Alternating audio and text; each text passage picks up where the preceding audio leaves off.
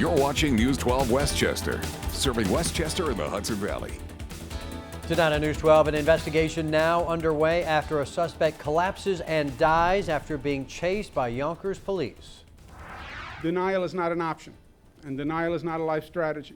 We have a problem, and we have a problem with heroin, and we're going to do something about it. But first, Governor Cuomo comes to the Hudson Valley to announce a major crackdown on the raging rise of heroin here in New York. Good evening, everyone. I'm Scott McGee. Janine is off tonight. In just the past year alone, there were more than 100 heroin deaths in the Hudson Valley. And today, Governor Cuomo calls the problem an epidemic and announced steps to tackle this very worrisome issue. News 12's political reporter Tara Rosenblum has more on what's being done to help those hooked on heroin. Tara. Scott, over the last few months, as part of our ongoing Hooked on Heroin coverage, we've heard from parents, police, mayors, and members of the state legislature and Congress. Well, today we heard from the governor as he discussed heroin for the first time and his aggressive plan to reverse a terrifying trend. Here in Rockland, we've been seeing a rising surge of heroin usage and deaths.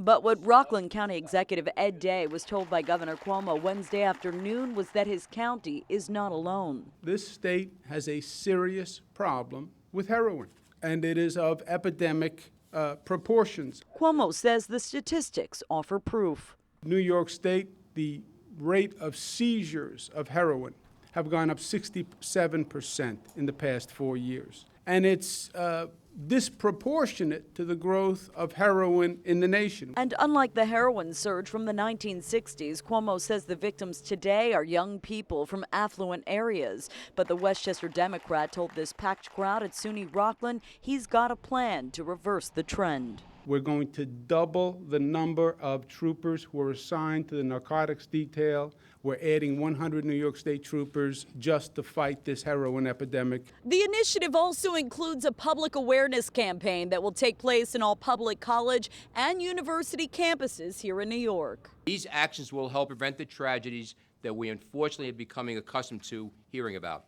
Tragedies like the one that played out 9 months ago today. I lost my son Ryan on October 11th, 2013. Peter Frazier was the focus of our original Hooked on Heroin special. We spotted him at the crowd at the governor's press conference, and he told us the message meant the world to him. Now we have the governor of New York who is on board with us, and just really proud that we're making a difference.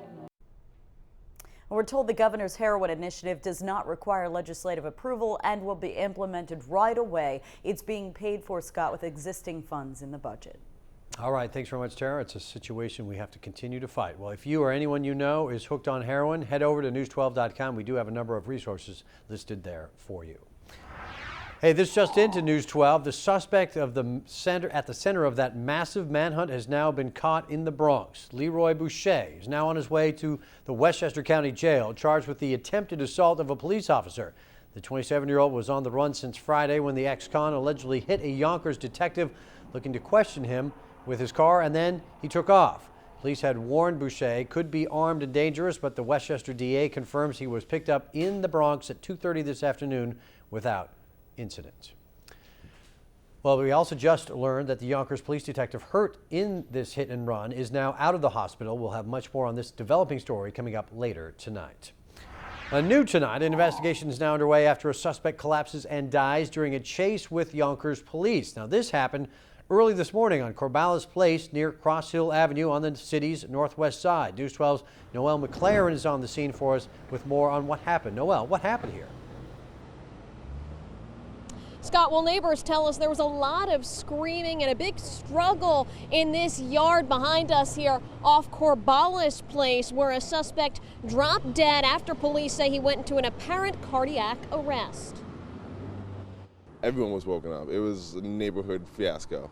Corvallis Place neighbors woke up to the shrill sound of police apprehending a suspect in this home's backyard early this morning. We could see the whole street lined with cops, and they're screaming at somebody to have them surrender. The man they were after, a 30-year-old, police believe was responsible for breaking into nearby cars. They took my mother's purse out of her car, which had her credit cards. Police say they chased him behind this home where they were able to get him into custody, but neighbors say it wasn't without a fight. I don't think he surrendered peacefully.